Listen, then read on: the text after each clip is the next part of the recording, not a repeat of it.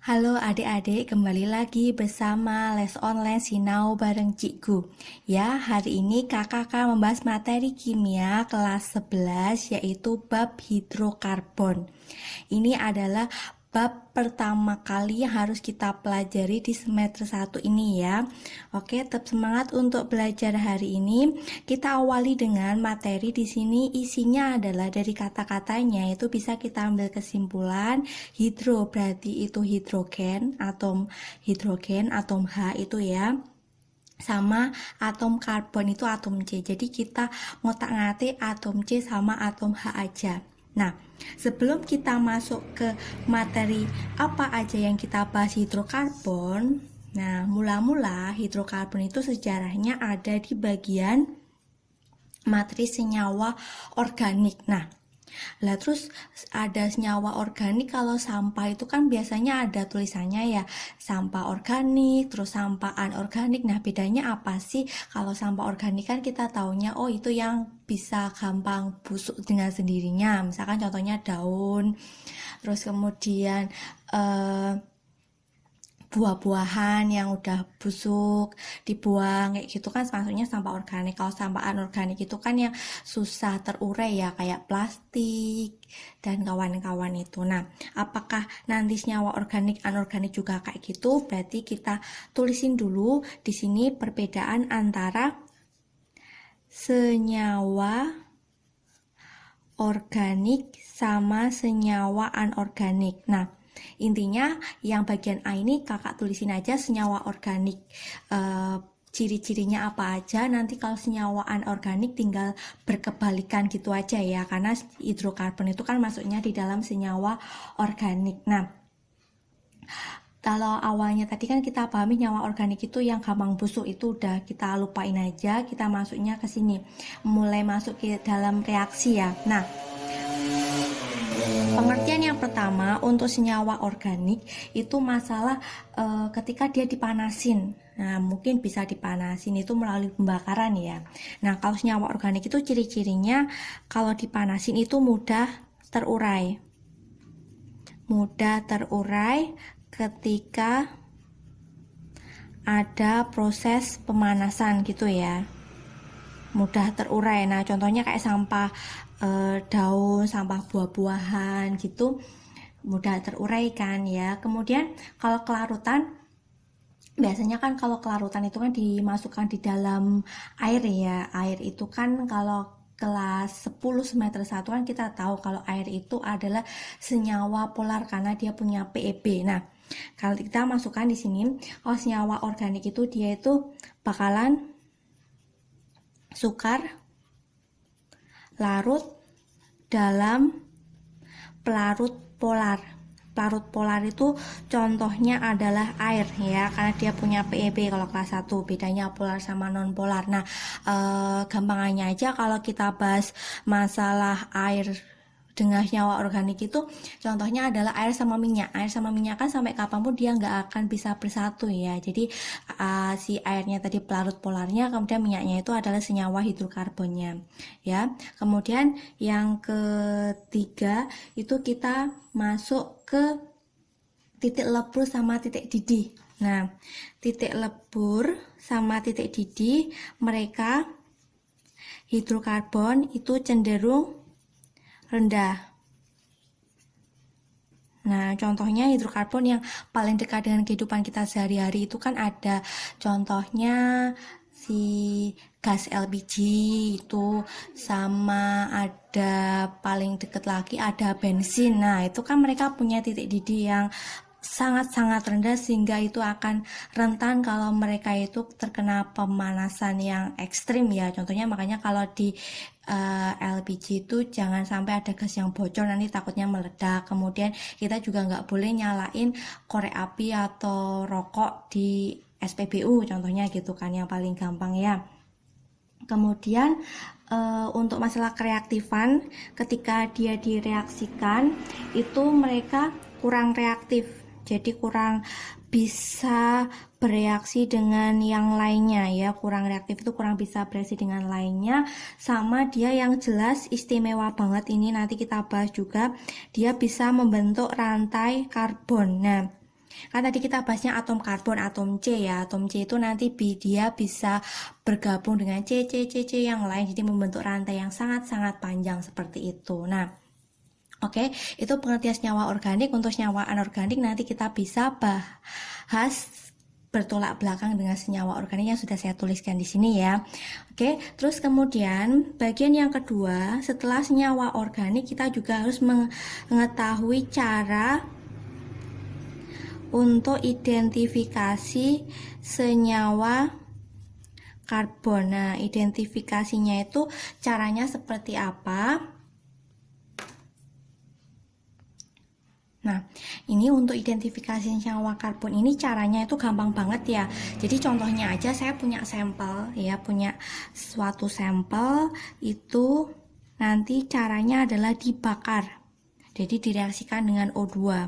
Nah, hasilnya kalau kita menganggap dia itu senyawa hidrokarbon, namanya kalau dia sampel hidrokarbon ya, saya tambah di sini sampel hidrokarbon kalau direaksikan dengan O2 atau dipanasin itu kan pasti hasilnya ada CO2 sama H2O. Nah, kita bisa melihat adanya CO2 sama H2O itu gampang banget. Caranya adalah yang pertama ya, nanti ada dua cara. Di sini cara yang pertama, kita bisa mereaksikan si CO2-nya ya. Kita melihat CO2-nya itu adalah direaksikan dengan air kapur.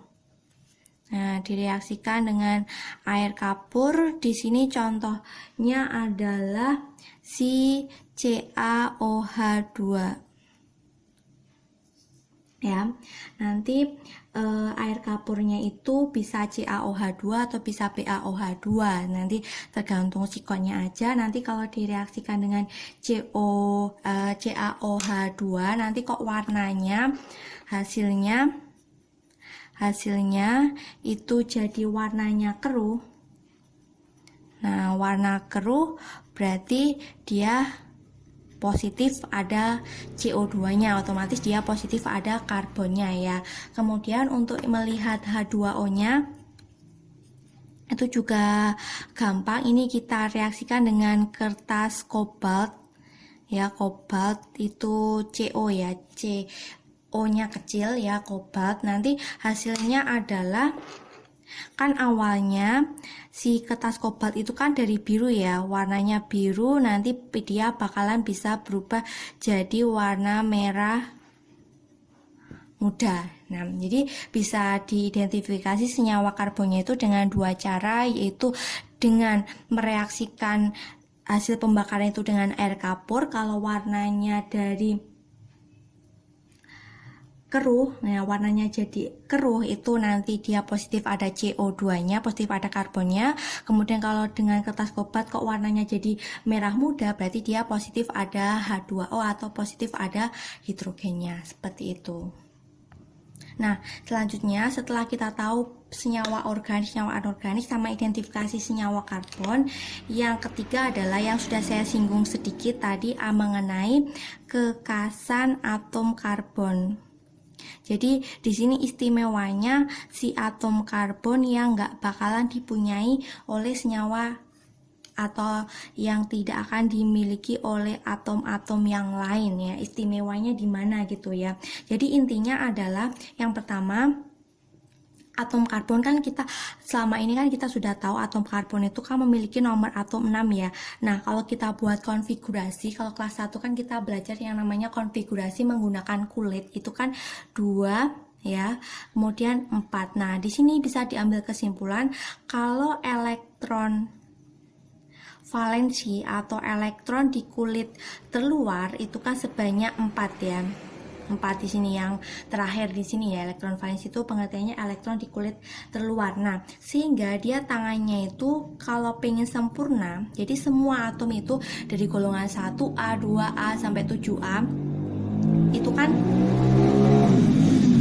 pengen kayak golongan 8A ya, sempurna, stabil, bahagia gitu ya.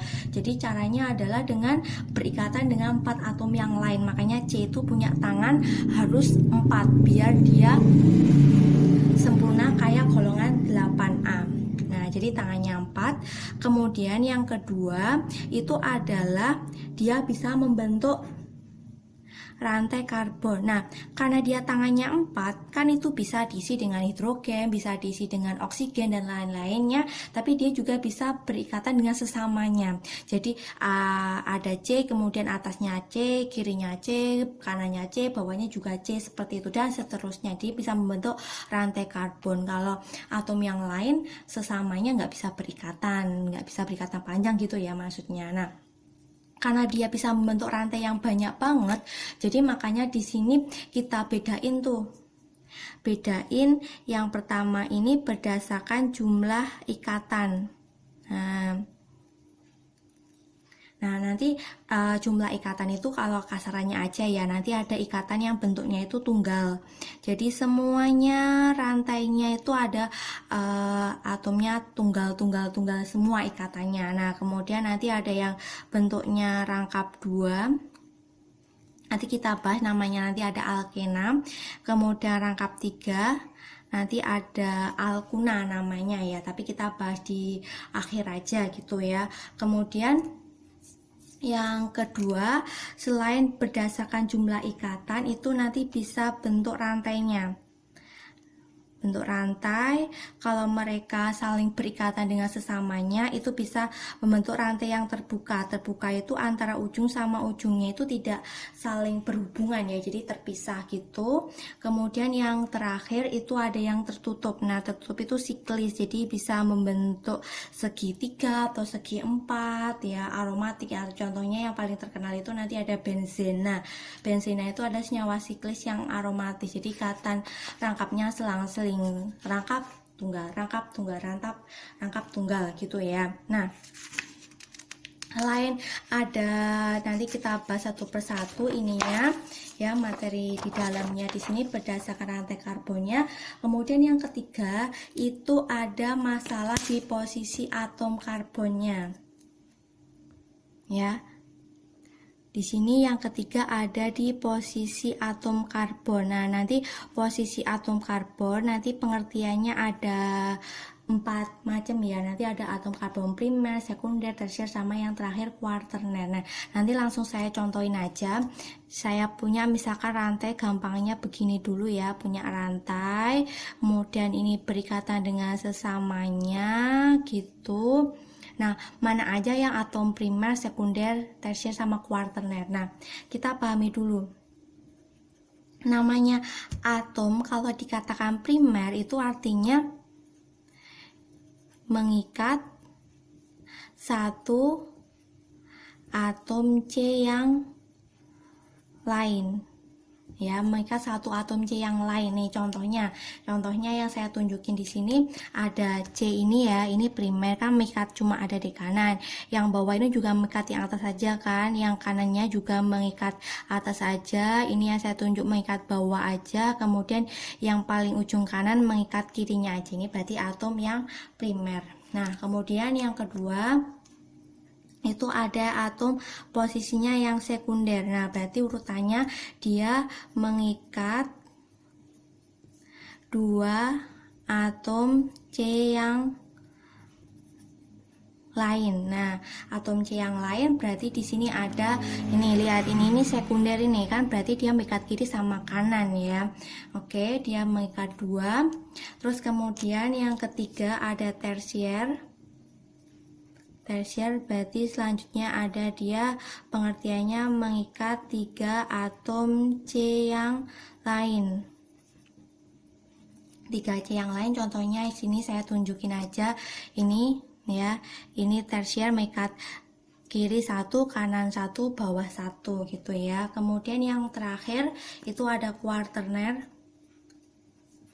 Ini sangat penting, nanti di kelas 3 kita bahas lagi mengenai tersier sekunder ini. Kuarterner itu berarti pengertiannya dia ada mengikat 4 atom C yang lain. Kalau mengikat 4 atom C yang lain berarti contohnya ini kuarterner nih.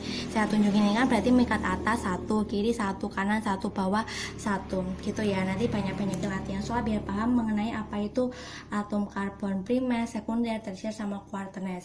Yang jelas pengertiannya sudah saya tulisin ya. Oke. Setelah tahu di sini dia mengenai posisi atom karbon, kemudian ada bentuk ikatannya, ada yang tunggal, ada yang rangkap, sama ada yang bisa membentuk rantainya terbuka sama tertutup. Nah, di bagian ini selanjutnya kita bahas mengenai hidrokarbon berdasarkan tadi ada yang tunggal, ada yang rangkap 2, sama ada yang rangkap 3. Itu mengenai perbedaannya ada 2 ya sebenarnya secara garis besar, adalah ada hidrokarbon jenuh sama hidrokarbon tidak jenuh. Nah, hidrokarbon yang pertama kita bahas yang lebih baik yang jenuh dulu. Nah, pengertiannya yang jenuh itu artinya namanya hidup itu jenuh, berarti kita nggak punya pasangan gitu ya. Jadi hidupnya jenuh, jadi dia ikatannya itu yang tunggal, bentuk rantainya yang ikatannya semuanya tunggal. Jadi contoh tunggal tuh ya udah bentuknya rantainya kayak gini, cuma satu-satu doang kayak gini, nggak ada rangkapnya sama sekali gitu ya. Ini tunggal-tunggal semuanya, nanti bisa dilengkapin hanya masing-masing ya. Ingat aturannya adalah C itu tangannya harus ada 4, mengikat 4 atom yang lain, boleh sesamanya C atau boleh atom yang lain. Nah, untuk yang jenuh dalam bentuk ikatan tunggal itu ada namanya, yaitu di sini ada alkana. Ya, belakangnya ini ana. Nah, jadi kita bahas dulu masalah yang alkana. Jadi pengertiannya kalau yang belakangnya ana berarti dia pasti katanya jenuh dan hanya ada punya ikatan satu atau ikatan tunggal. Nah, kita belajar dulu strukturnya. Namanya struktur dari alkana itu adalah CnH2n plus 2. Nah, N-nya itu nanti bisa diganti angka, bisa 1, 2, 3, dan seterusnya. Ya, minimal kalian nanti apa sampai 10 gitu ya. Nanti saya tulisin aja dulu di sini. Jadi ketika ada C-nya 1, nih saya kasih contoh ya. Kasih contoh, kalau C-nya 1 kan berarti hanya 4 loh. Nah, ini namanya kalian sudah paham ya. Ini nanti kita buat tata nama, ini namanya metana. Lagi ya. Ini C2, ini berarti H6, ini namanya etana. Selanjutnya C3 berarti ini hanya 8, ini namanya propana. Ini kalian mau nggak mau harus hafal ya. Kemudian C4 ini hanya 10, ini namanya butana.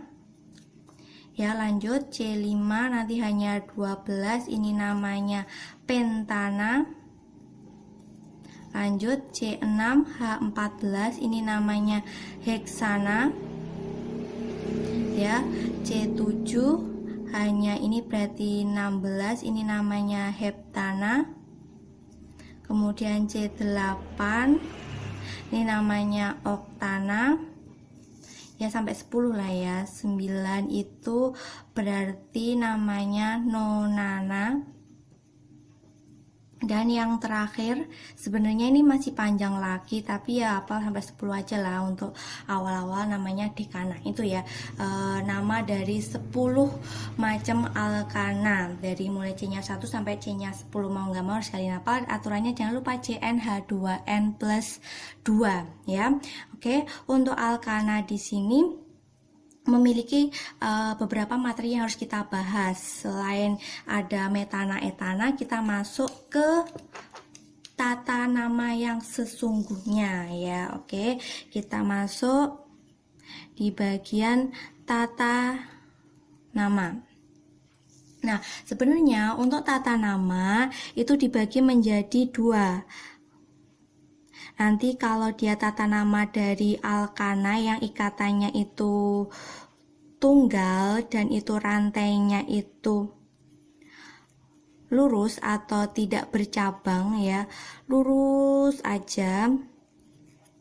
Ini saya punya contoh yang lurus itu seperti apa, kayak gini ya. Misalkan ini saya punya 1, 2, 3, 4, kita lengkapin. Hanya ingat aturannya kalau karbon itu tangannya harus 4 ya. Oke, lah ini lurus kan nggak punya cabang sama sekali ya. Ini nanti aturannya adalah N itu artinya normal, jadi semuanya didepani angka huruf N ya, ada 4, berarti ini N butana. karena ada 4 ya, C-nya 4 kan di sini udah saya tulisin namanya Butana ya. Jadi depan pasti dikasih huruf N, kemudian diakhiri dengan nama alkananya, itu untuk rantai yang tidak bercabang. Nah, kalau rantai tidak bercabang mah gampang banget ya. Nah, gimana kalau nanti kalian akan menjumpai suatu rantai yang bercabang? Biasanya itu kan rantainya panjang banget, terus cabangnya rintitannya banyak banget. Nah, gimana nanti ya aturannya? Sebelum kita masuk ke rantai yang bercabang, kita bahas dulu apa itu cabang. Nah, cabang itu biasanya itu dalam bentuk alkil ya. Namanya alkil. Alkil itu pengertiannya adalah alkana yang kehilangan satu atom H. Nah, jadi nanti kalau kalian ketemu alkil, pasti nama belakangnya semuanya il kayak gitu ya. Ini saya contohin, misalkan yang kayak metana kan jadinya nanti bentuknya kehilangan satu atom H, berarti kan CH3. Ini namanya nanti ada metil. Kemudian nanti ada jadi C2H6 kan etil ya. Dari kata etana. Berarti kalau C2H5 nanti namanya etil dan seterusnya. Pokoknya belakangnya semuanya il. Jadi alkana yang kehilangan satu atom H itu jadikan sebagai cabang ya. Nah, saya langsung kasih contoh soalnya aja ya, biar lebih paham nanti kalian dalam mencoba untuk mengasih atau memberikan nama dari suatu hidrokarbon. Nah, saya kasih contoh yang gampang dulu aja. Jadi seperti ini.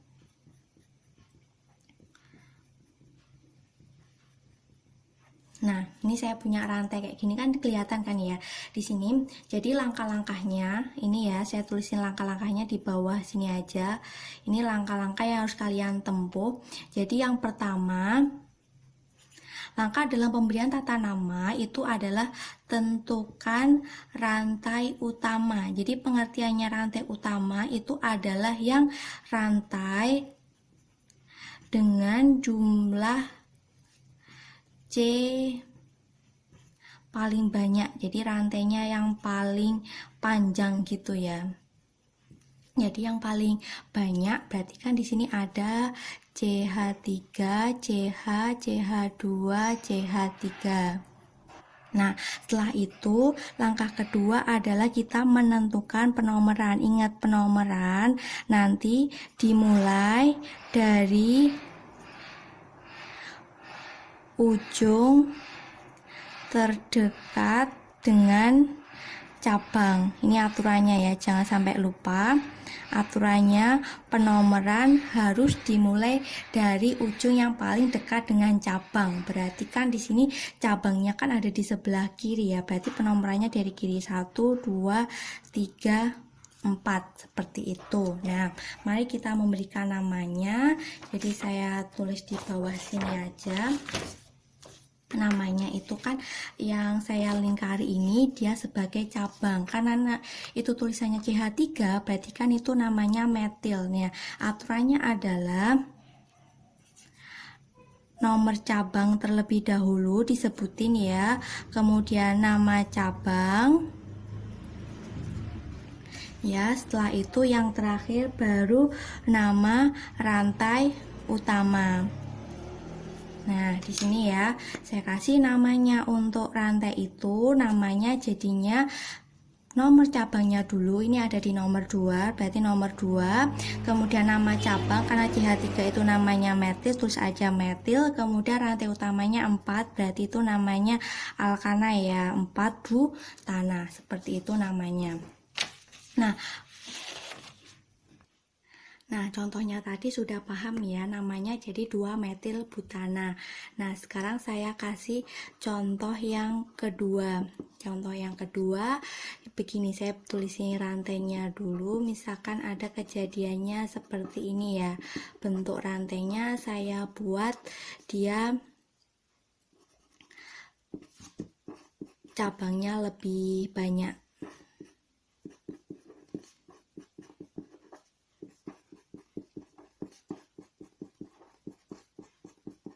Nah, cabangnya lebih banyak seperti ini ya. Gimana nanti kalau kalian mengerjakan rantai seperti ini? Nah, aturannya, langkah-langkahnya yang punya kakak tadi harus dipelajari betul-betul, harus diingat-ingat ya. Langkah pertama tadi suruh ngapain? Suruh nentuin rantai yang paling panjang. Nah, nanti dicoba dari segala kemungkinan, dari ujung sampai ujung kiri. Misalkan ujung kiri sampai ujung kanan, ujung atas sampai ujung bawah. Pokoknya dicoba semuanya ya. Jangan sampai keliru dalam penentuan rantai utama. Karena kalau sekali keliru dalam penentuan rantai utama, nanti akan keliru semuanya dalam penulisan tata nama dari alkana, nanti bisa sampai alkena dan bahkan sampai alkuna. Nah, di sini kalau kita coba lurus dulu aja, berarti kan jatuh 2, 3, 4, 5, 6 ya, ada 6C. Kemudian gimana kalau dia itu kita bentuk dari sini 1, 2, 3, 4, 5, 6, ini kan juga 6. Nah, hati-hati perbedaannya adalah ketika 6 lurus ya, 6 lurus dari kiri sampai kanan kan cabangnya ada banyak tuh. Misalkan saya kotakin gini ya, ini rantai utamanya kan, yang jadi cabang itu kan banyak, ada CH3 atas, CH3 bawah, sama C2H5 bawah. Ini kan sebagai cabang. Gimana nanti kalau kita bandingkan yang tadi saya belok lantainya 1, 2, 3, 4, 5, 6, kan cabangnya hanya ini aja, ini satu besar ini ya, ini nggak boleh. Jadi kalau ada dua kemungkinan dalam penentuan rantai utama, sama-sama C-nya itu banyak, sama-sama 6, harus dipilih yang cabangnya paling banyak, cabangnya peritilannya cilik-cilik oke gitu ya, harus banyak. Jadi ini yang paling benar dalam penentuan rantai utamanya ya. Jadi langsung aja kita kasih nama dari rantai ini. Tapi sebelum kita kasih nama, lebih baik ingat aturannya adalah kita harus tentuin dulu penomorannya, dan penomorannya itu harus dekat dengan paling dekat dengan cabang ya. Berarti ini dari kiri aja, 1, 2, 3, 4, 5, 6. Nah, aturannya hati-hati, CH3 itu kan namanya metil, sedangkan C2H5 ini kan kita gabung, C2H5 itu kan namanya etil. Harus sesuai dengan urutan abjad ya, harus ingat-ingat harus sesuai dengan urutan abjad. Berarti ini disebutin dulu 3 etil, kemudian baru 2,2 dimetil. Nah, kenapa kok aku kasih keterangan di itu, artinya metilnya itu ada 2 ya, ada 2. Kemudian penomorannya itu juga harus diulang, karena di nomor 2 itu metilnya sebanyak 2, berarti diulang juga 2,2. Caranya kayak gitu. Kemudian rantai utamanya ada 6, berarti ini namanya heksana, seperti itu ya. Oke, semoga bisa dipahami untuk aturan tata nama dari alkana ini ya. Oke, selanjutnya setelah kalian paham tentang tata nama, yang paling penting lagi mengenai alkana itu adalah isomer. Nah, pengertiannya isomer itu apa? Jadi inti dari isomer itu pengertiannya adalah ketika ada suatu rantai kok dia itu jumlah C dan jumlah H-nya itu sama ya, tetapi ketika dikasih nama kok dia itu berbeda, berarti dia itu isomer ya. Jumlah C, jumlah H-nya itu sama, tapi mungkin nanti cabangnya ada di nomor 2, satunya cabangnya di nomor 3, kan namanya jadi beda. Itu berarti mereka itu merupakan pasangan isomer. Nah, saya punya tips khusus nanti untuk menentukan isomer. Jadi ini langkah-langkahnya sekalian ikuti ya. Nanti langkah-langkahnya yang pertama adalah dibuat rantai lurus dulu. Misalkan kalian diperintahkan untuk membuat isomer dari C5H12 gitu ya, buat rantai lurus. Kemudian dibuat cabang ada 1 di nomor 2 gitu ya, di nomor 2. Kemudian nanti bisa dicoba selanjutnya cabang ada 1, nanti ada di kalian pindah di nomor 3 begitu. Kemudian selanjutnya pokoknya cabangnya pindah-pindah aja sampai mentok, baru nanti dibuat cabang ada 2, nanti di nomor 2 sama di nomor 3 dan seterusnya. Jadi tipsnya begitu urut ya, jangan sampai kalian nanti kok loncat-loncat gitu nggak ada, bingung ya. Oke, saya sekarang kasih contoh aja buat isomer dari yang gampang dulu aja deh. buat isomer dari C5H12. Ini kan kita bahasnya baru alkana ya. Jadi tipsnya adalah tadi suruh membuat rantai lurus dari C5H12. Nah, langkah pertama berarti dibuat C-nya ada 5 seperti ini ya. Nanti kalian lengkapin, hanya di sini ini hanya ada 3, ini ada 2, hanya 2, hanya 2, kemudian hanya 3. Loh kan pas ya, hanya ada 12. Nah, ingat ya aturan C itu tangannya harus ada 4. Nah, kemudian caranya dibuat cabang ada 1. Ada 1 berarti rantai lurusnya kan ada 4 ya. Ada 4, coba dikasih di nomor 2 kayak gini. Ini hanya 3, 3, 2, 1, 3. Coba kita hitung hanya 12 juga. Nah, kalau ke atas, paling atas ini kan kalau dikasih nama kan rantai lurus ya, berarti N5 itu kan berarti N pentana. Nah, ketika yang bawah ini kalau kita kasih nama kan berarti rantai lurusnya itu kiri, rantai utamanya kiri sampai kanan, berarti cabangnya di nomor 2, berarti namanya 2 metil butana. Oke, kalau kita pindah lagi ke kanan kan berarti penomorannya dari kanan ya, sama aja 2 metil. Coba kalau kita buat dia rantainya ada 3, cabangnya sebanyak 2 begini ya. Oke, kita lengkapin 3, 3. Ini juga 3, ini hanya 3, 12 juga. Ini namanya jadi 2,2 dimetil ada 3 berarti propana. Nah, ketika dia C-nya sama, hanya sama jumlahnya, tapi ketika dikasih nama berbeda, berarti mereka namanya isomer. Dan caranya, tipsnya sudah saya tulisin di sini, semoga bisa dipahami ya. Untuk membuat isomer, nanti bisa berlaku untuk alkana, alkena, bahkan sampai alkuna. Kemudian yang paling penting lagi mengenai alkana itu jangan lupa yang terakhir ini namanya reaksi. Ini penting-penting banget ya. Kenapa aku ngomong penting banget? Karena ini nanti biasanya lebih sering ditanyain gitu ya. Jadi reaksi itu sebenarnya macamnya banyak. Cuma kalau untuk sekelas SMA itu kelas 11 itu kita belajarnya hanya ada 2 ya. Kalau reaksi pembakaran kan udah umum, udah tahu banget, jadi nggak usah kita bahas. Pembakaran itu kita bahas di akhir di latihan soal saja. Jadi yang paling penting di bagian alkana di sini adalah reaksinya ada 1 aja yang kita bahas, namanya reaksi substitusi. Ya, reaksi substitusi itu seperti apa? Jadi contohnya paling gampang gini ya. Saya lihatin prosesnya dari reaksi substitusi. Ketika saya punya ada CH4, ya ini kan alkana, ini namanya metana. Nah, ini direaksikan dengan Cl2. Nah, hasilnya seperti apa? Nah, ini ditanyain, biasanya tanya produknya sama namanya apa. Nah, intinya prinsipnya dari CH4 itu kan C yang punya tangan 4, semuanya mengikat H seperti ini ya. Kemudian ditambah dengan Cl2, Cl dengan Cl. Nah, Cl ini adalah golongan halogen, golongan 7A.